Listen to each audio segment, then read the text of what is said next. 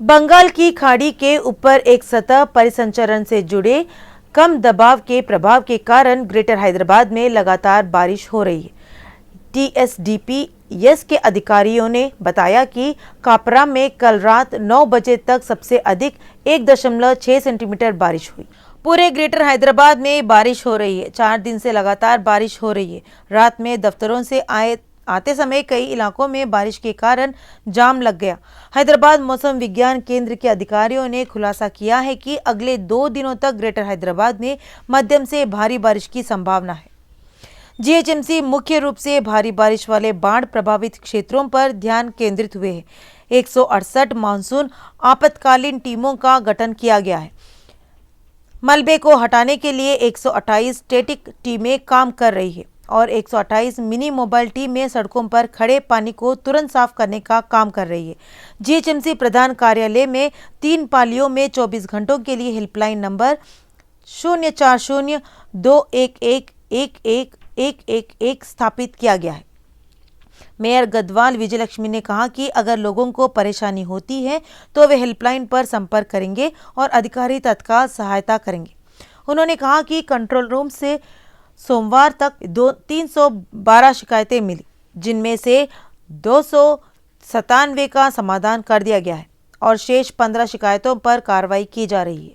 जुड़वा जलाशय, उस्मान सागर और हिमायत सागर से भारी बारिश से बाढ़ का पानी आने का सिलसिला जारी है। इसके साथ ही अधिकारी फाटकों को उठाकर नीचे की ओर पानी छोड़ रहे हैं। उस्मान सागर जलाशय का प्रभाव 300 क्यूसेक है। बाढ़ के मद्देनजर 2 फाटकों को उठा लिया गया और 312 क्यूसेक पानी नीचे की ओर छोड़ा गया। परियोजनाओं का वर्तमान जल स्तर 1786 फीट तक पहुंच गया है। हिमायत सागर में 500 क्यूसेक की आवक है। परियोजना के 2 गेटों को उठाया जा रहा है और 515 क्यूसेक पानी डाउनस्ट्रीम में छोड़ा जा रहा है।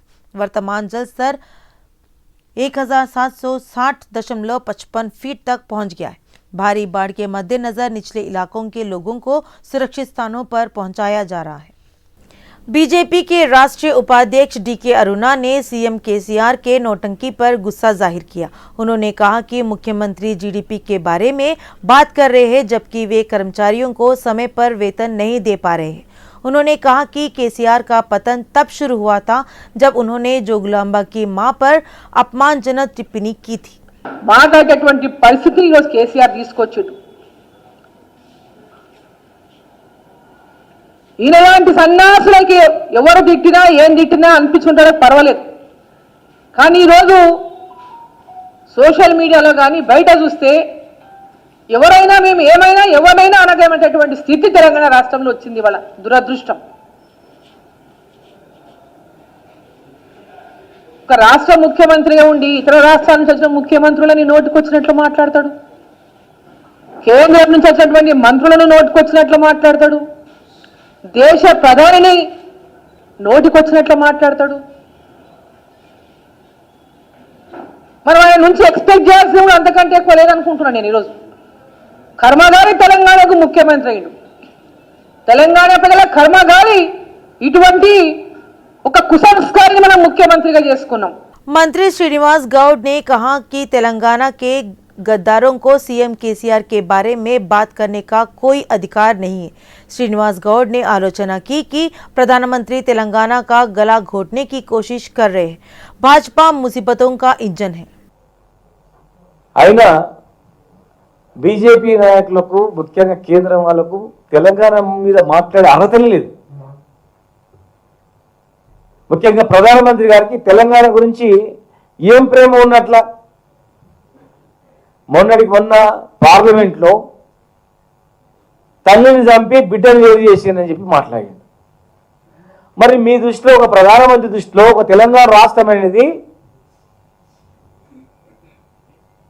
తల్లిని చంపి బిడ్డను వేరు చేసిందని అన్నప్పుడు ఎంత కసి ఉంటే తెలంగాణ మీద మాట మాట్లాడతారు, అంత ఘోరమైన మాట మాట్లాడతారు.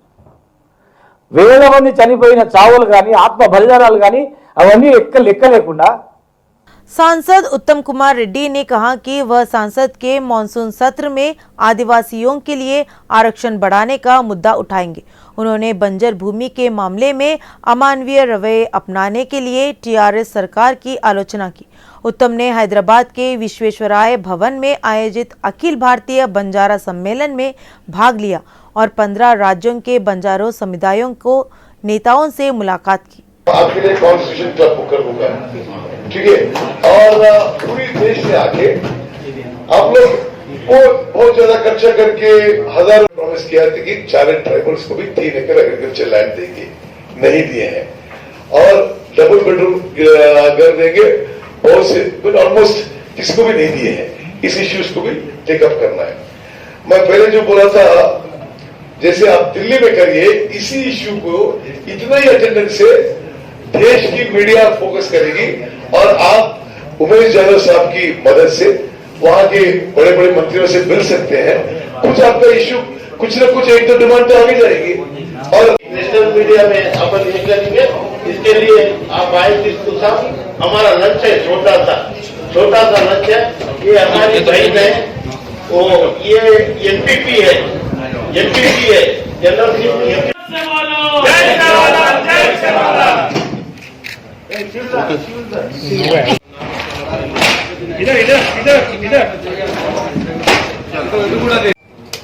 पूरे तेलंगाना में भारी बारिश हो रही। शिक्षण संस्थाओं ने अवकाश की घोषणा पहले ही कर दी गई है। उधर अधिकारियों ने कल होने वाली ई-सेट परीक्षा को स्थगित करने का फैसला लिया है। यह फैसला 2 दिन और बारिश के मद्देनजर लिया गया है। उधर सभी लोगों को लगा कि इस महीने की 14 तारीख से होने वाली एमसेट की परीक्षा स्थगित की जाएगी, लेकिन अधिकारियों का कहना है कि जैसा चल रहा है वैसा ही किया जा रहा है। अधिकारियों ने एमसेट परीक्षा के लिए हॉल टिकट जारी कर दिए। उम्मीदवार आधिकारिक टीएस एमसेट वेबसाइट से हॉल टिकट डाउनलोड कर सकते हैं। 2 शिक्षक 150 छात्र के लिए 2 कमरे बंजारा हिल्स के कट्टामैसम्मा मंदिर परिसर में स्थित एक सरकारी प्राथमिक विद्यालय का यह हाल है। 4 साल पहले यहां स्थापित स्कूल का अपना भवन नहीं है, जिससे छात्रों को परेशानी का सामना करना पड़ रहा है। यहाँ करीब 250 लड़कियां पढ़ रही है। खुद का भवन नहीं होने के कारण स्थानीय उदयनगर सामुदायिक भवन में पाठ पढ़ाया जा रहा है। पिछले साल तक केवल 100 बच्चे थे। इस बार नए दाखिले में छात्रों की संख्या में इजाफा हुआ है। सामुदायिक भवन में जगह नहीं होने के कारण शिक्षक कट्टामैसम्मा मंदिर परिसर में पढ़ा रहे हैं, जो इसके लिए नियोजित नहीं। जब मंदिर में समारोह होते हैं तो स्कूल की छुट्टियां घोषित कर दी जाती। इस सिलसिले में स्थानीय विधायक दाना नागेंद्र ने प्राथमिक विद्यालय का दौरा किया। उन्होंने कहा कि सरकार ने स्कूल के लिए जमीन आवंटित करने का संज्ञान लिया है और जल्द ही नए भवन का निर्माण करेगी। ఇంకొక ముగ్గురు టీచర్లని ఇక్కడ చేయడానికి నేను మాట్లాడి మేడంతో మాట్లాడి ఇంకో ముగ్గురు టీచర్ని ఇక్కడ అరేంజ్ చేస్తాను. తర్వాత బిల్డింగ్ విషయంలో నేను మేడం డిఓ గారితో డిస్కస్ చేసి ఎక్కడైనా మేడంతో డిస్కస్ చేస్తాను, ప్లస్ ఎమ్మెల్యే గారితో కూడా డిస్కస్ చేస్తే దీనికి ఎక్కడ ఏంది సొల్యూషన్ అనేది బిల్డింగ్ విషయంలో నేను సాల్వ్ చేసే ప్రయత్నం నేను చేస్తాను. ప్రస్తుతం వచ్చేసి ఇది కమ్యూనిటీ హాల్లో నడుస్తుంది కాబట్టి దీని విషయంలో నేను బస్తీ వాళ్ళతోటి తర్వాత ఎమ్మెల్యే గారితో మాట్లాడి ఇక్కడ ఏదైతే ఉన్నదో దీన్ని బిల్డింగ్ పైన వేయించడమా లేకపోతే అదనంగా వేరే స్థలంలో ఏమన్నా మనం కట్టించడం అనేది సార్ తోటి మాట్లాడి డిస్కస్ చేసి ఈ విధంగా సాల్వ్ చేస్తాం. ఎమ్మెల్యే గారు కలుస్తాను. ఇప్పుడు ఎమ్మెల్యే గారిని ఇవాళ కలుస్తాను. నేను ఇవాళ ఎమ్మెల్యే గారు సార్ క్యాంప్ ఆఫీస్లో సీఎం క్యాంప్ ఆఫీస్లో ఉన్నారంట. సార్ రాగానే నేను కలిసి సార్ తోటి మాట్లాడి డిస్కస్ చేస్తాను. जवाहर नगर निगम अंतर्गत चिन्नापुरम से मलकारम जाने वाले डंपिंग यार्ड में मुख्य सड़क की हालत बद से बदतर हो गई है। इस मुद्दे को हल करने के लिए पूर्व में सिटी विजन कई बार प्रसारित किया गया है, लेकिन अभी तक इस मुद्दे को हल नहीं किया गया। बारिश होने पर कई सड़कें दलदल में तब्दील हो रही। स्थानीय लोग अपना दुख व्यक्त कर रहे हैं कि वर्षों से यहाँ बाढ़ के पानी की समस्या के बावजूद शासकों और नगर निगम अधिकारियों ने इस पर ध्यान नहीं दिया। हमारे प्रतिनिधि वेंकटेश इसी विषय पर अधिक जानकारी प्रदान करेंगे. చెరువును నాశనం పట్టించి ఈ రోజు 2 మండలాల చెరువులను నాశనం పట్టించిన దశ ఒకవైపు ఉంది. అంతేకాకుండా ప్రభుత్వం అత్యంత ప్రతిష్టాత్మకంగా తీసుకున్నటువంటి రేడియల్ రోడ్డు చిట్ట చివరికి వస్తే వీళ్ళు చేసే పిచ్చితనం ఏంటంటే చెరువుల కట్టలను పెంచి ఆ డంపు వచ్చే నీళ్ళను ఇంకా ఆపే ప్రయత్నం చేయడం వల్ల చెరువును జరిపించే అలాంటి చెరువులు ఒక 10 దాకా తయారు చేస్తారు. शहर स्थित एनएमडीसी लिमिटेड ने अगले 3 वर्षों के लिए हैदराबाद मैराथन का टाइटल स्पॉन्सरशिप अपने हाथ में ले ली। हैदराबाद मैराथन 2022 इस साल 27 और 28 अगस्त को होगी। इसमें देश विदेश के 15,000 से ज्यादा धावक हिस्सा लेंगे। Hyderabad runner society NMDC limited IDFC first bank limited ने तेलंगाना सरकार के साथ एनएमडीसी हैदराबाद मैराथन 2022 संस्करण लॉन्च किया है।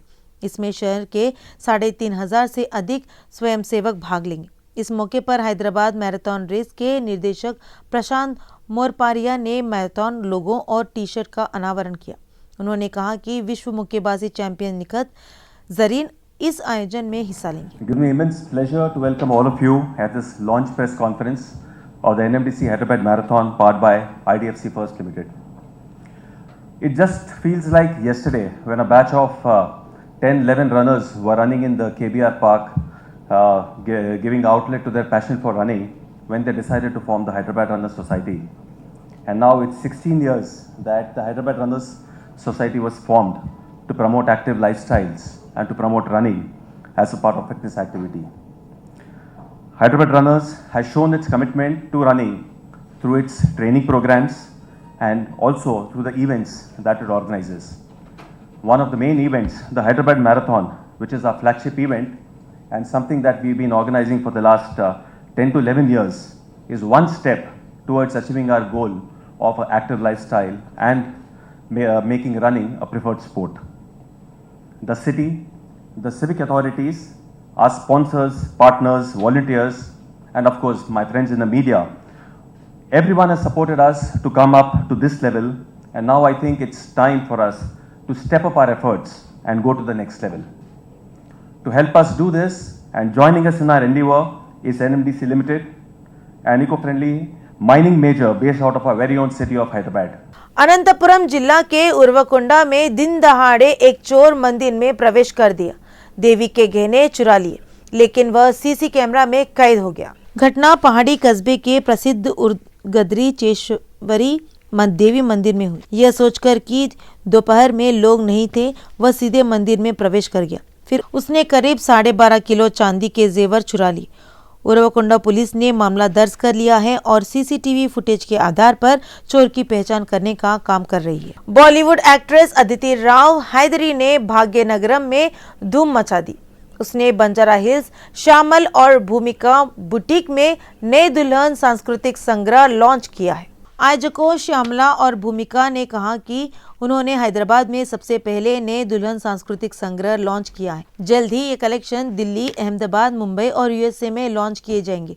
उसके बाद अदिति राव ने फोटो खींचकर तहलका मचा दिया। उन्हें देखने के लिए फैंस उमड़ पड़े। I'm very happy to be here today in Hyderabad, which is the city I was born in. And this is Shamal and Bhumika's new wedding couture collection. I think bridal season is coming up, and every bride wants to look her best on her wedding day. And I think I have loved wearing this outfit. There's something fun about the outfit. I think sometimes, brides are overburdened with like clothes and jewelry on their wedding day and they can't have fun.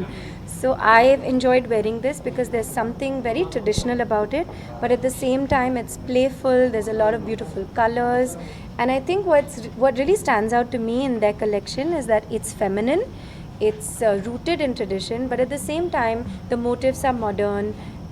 And there's a lot of play of colors and different kinds of not typically traditional motifs, and I think that this kind of collection you can actually mix and match, because when you buy clothes for your wedding, sometimes you just wear it, then you put it away and it sits in a cupboard. हाल ही में Sai Pallavi Kashmiri file के बारे में बात करने को लेकर एक बड़े विवाद में आ गई। उसके खिलाफ कई थानों में मामले दर्ज भी किए। साई पल्लवी, जिन्होंने पहले एक सेल्फी वीडियो के साथ इस बारे में बताया था, ने हाल ही में पहली बार मीडिया के सामने इस बारे में बात की। साई पल्लवी स्टारर गर्गी फिल्म इस महीने की 15 तारीख को स्क्रीन पर आएगी।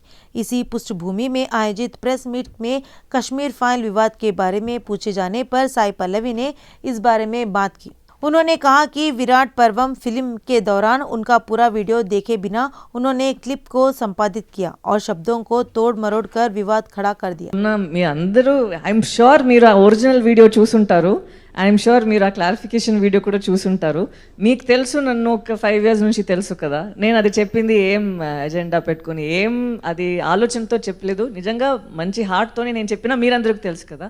అక్కడి నుంచి ఒక చిన్న స్నిప్పెట్ ఎవరో తీసుకొని వాళ్ళు కొంచెం అజిటేట్ అయ్యాలంటే అందుకే నేను ఒక ఇంగ్లీష్లో అదే నేను ఇది వేరే తెలుగులో మాట్లాడను.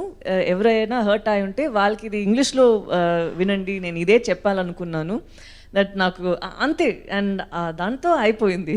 भारतीय टीम महिला हॉकी विश्व कप से बाहर हो गई है।